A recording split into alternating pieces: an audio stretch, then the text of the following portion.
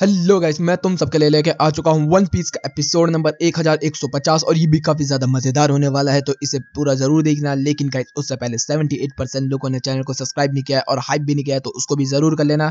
तो अब ज्यादा देरी ना करते हुए स्टार्ट करते हैं। Let's get started. एपिसोड की शुरुआत बिल्कुल वहीं से होती है जब पिछला एपिसोड खत्म हुआ था, जिसके अंदर जो नोजुरो होता है उसने यहाँ पर बहुत बड़ा स्लैश मारा होता है, जिससे कि पंख लेबोरेटरी जो होती है वो 2 हिस्सों में बढ़ जाती है। और इधर से फिर भी जो वेगापंक का अनाउंसमेंट होता है वो रुकता नहीं है, जिसकी वजह से जितने भी बंदे होते हैं सब शॉक में होते हैं और डर में भी होते हैं। फिर वो बताना स्टार्ट कर देता है कि पायरेट किंग को इस चीजों के बारे में सब कुछ पता था, लेकिन वो चुप रहा।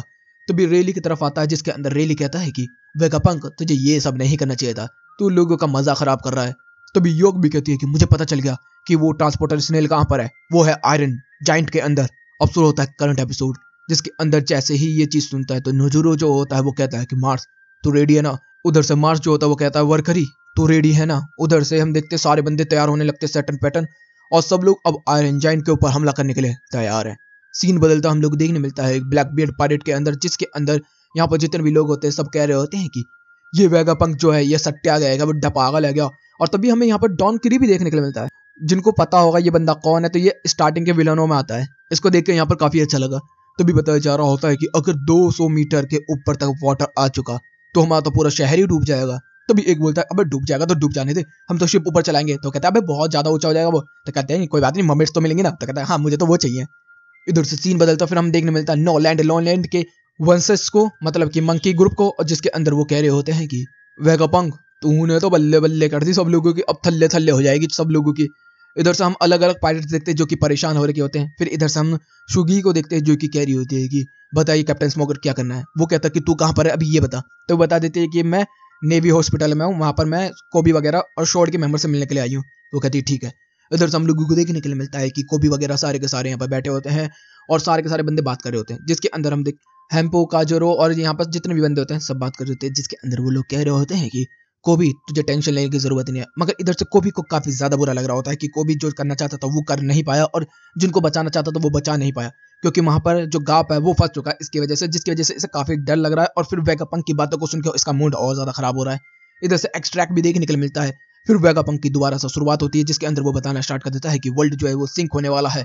तभी सीन आता है नामी की तरफ, जिसके अंदर हम लोगों को देखने के लिए मिलता है कि वेगापंक की जो लेबोरेटरी होती है वहां से जो बैरियर था वो हट चुका होता है। तभी वो कहते हैं कि ब्रूक तैयार तो है ना तू शिप को यहाँ से उड़ाने के लिए। तभी इधर से उसब कहता है कि ये तो बताओ हम लोग जाएंगे कहाँ। तो बोलते हैं कि देखो नीचे यहाँ पर जायंट्स की शिप खड़ी है, हमें वहां जाना होगा सबसे पहले। तो वो लोग समझ जाते हैं। इधर से ब्रूक जो होता है वो कह रहा होता है कि मैंने कोला बस्ट करने के लिए पूरी पावर चार्ज कर दिया है। तभी वो कहते हैं कि ठीक है जिम्बे कहाँ पर है तू।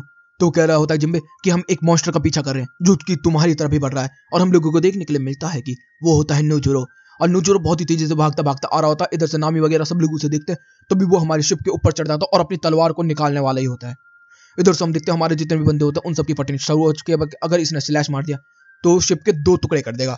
और जैसे ही जोरो ये चीज को देखता है तभी वो कहते हैं जिम्बे। तभी वो कहता है कि हाँ fishman karate the piggy bank throw, और उठा के जोरो को फेंक के मारता है। और इधर से जोरो बहुत ही तेज जाता है और कहता है टू शॉर्ट स्टाइल द, एकदम ही वो बहुत ही तेज जाता है। तभी हम देखते हैं नजुरो जो होता है वो इस चीज को महसूस कर लेता है। तभी नजुरो अपनी तलवार को मोड़ के पीछे कर लेता है और जोरो और उसकी तलवार एक साथ टकराती है, जिसमें हम देखते हैं कॉन्करर हाकी रिलीज हो रही है यहाँ पर। इधर से तभी हम देखते हैं वो नोजुरो कह रहा होता है कि बहुत अच्छे। तभी यहाँ पर कितुस्सु बोल देता है जोरो, और तभी आग लग जाती है, जिसकी वजह से नोजुरो जो होता है वो पीछे की तरफ हो जाता है और जोरो वापस उछल के जिम्बे के पास आ जाता है। तभी जोरो चिल्लाता है नामी जल्दी।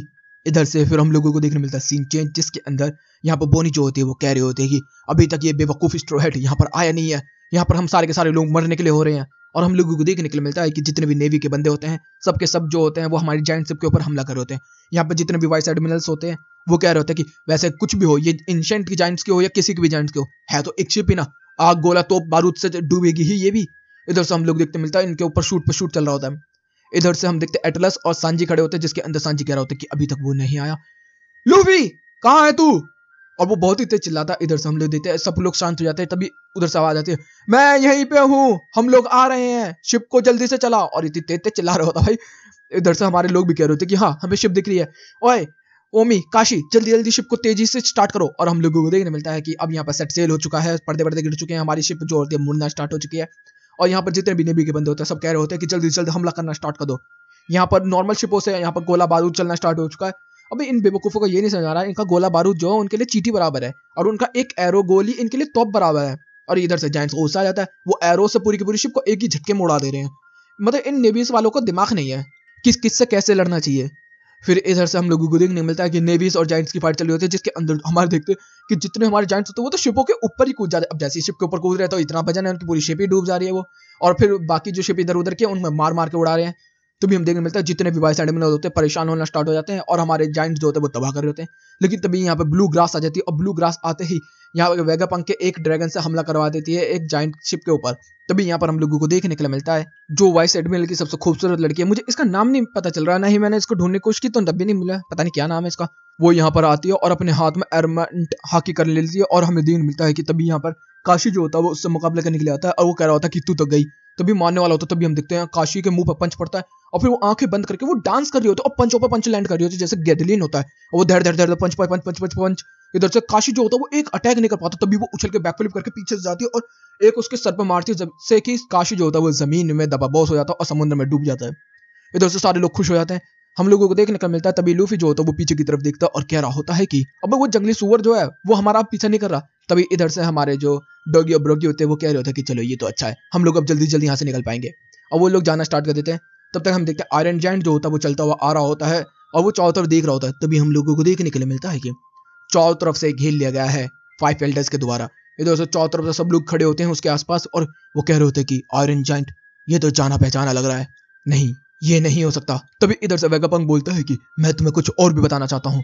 तभी इधर से जो मार्स होता है वो कह रहा होता कि ये तो वही है जिसने 200 साल पहले मरीन जॉय पे हमला किया था, ये हाँ वही है ये। तभी इधर से वेगापंक बोलता है कि अब मैं तुम लोगों को बताने वाला हूँ उस चीज के बारे में जो है विल ऑफ डी। और जैसे ही गोरो से वगैरह सब लोग इस चीज को सुनते हैं सब आग बबूल हो जाते हैं। इधर से साबो कहता है ए लूफी, उधर से कोबी कहता है लूफी, इधर से ब्लैक बियर्ड, इधर से लो का जो बंदा होता है वो कह रहा है कैप्टन, और सब के सब इसी तरीके से शॉक्ड हो जाते हैं। और जैसे ही वो कहने वाला होता है लेकिन तभी हम लोगों को देखने मिलता है कि वर्करी बहुत ही तेजी से आता है और एक टक्कर मारता है जिससे कि आयरन जायंट जो होता है वो हवा में उड़ जाता है। और जैसे ही वो बोलने वाला था वो एक शब्द बोलता है पी, तभी यहीं पे कैंसिल हो जाता है पूरा का पूरा ब्रॉडकास्ट। सब लोग देखते रह जाते हैं और इधर से आयरन जायंट जो होता है वो समुद्र में गिर जाता है। सब लोग देख रहे होते हैं, ब्रॉडकास्ट जो होता है वो रुक चुका होता है। इधर से बीबी कहती है ये क्या है, तभी मॉर्गन कहता है और विल ऑफ डी के बारे में पता चलने वाला था। जितने भी हमारे सारे लोग होते हैं सब देख रहे होते हैं। यॉर्क भी कहते हैं फाइनली ये हो गया, वेगापंक तूने तो बहुत अच्छी चाल चली थी। इधर से लेकिन जो आयरन जायंट गिरा था वो मरीन्स की शिप के ऊपर गिरा था और इधर से ट्रांसपोर्टेशनल भी धीरे धीरे करके बंद होने लगा। और इधर से जो आयरन जायंट है वो डूबते डूबते जाता है और कह रहा होता है कि जॉय बॉय तुम कहाँ चले गए, मुझे तुमसे देखना है जॉय बॉय, मेरे पास आओ जॉय बॉय। और यहीं पे ये एपिसोड भी खत्म होता है। तो गाइस तुम लोग रेटिंग करना है, तुम लोगों को ये एपिसोड कैसा लगा, मुझे काफी अच्छा लगा, मैं इसको 9 की रेटिंग जरूर देना चाहूंगा। तो गाइस वीडियो अच्छी लगी तो वीडियो को लाइक कर देना, चैनल को सब्सक्राइब कर देना, कमेंट बॉक्स में अपनी प्यारी प्यारी बातें भर देना। Okay guys bye bye, thank you for watching.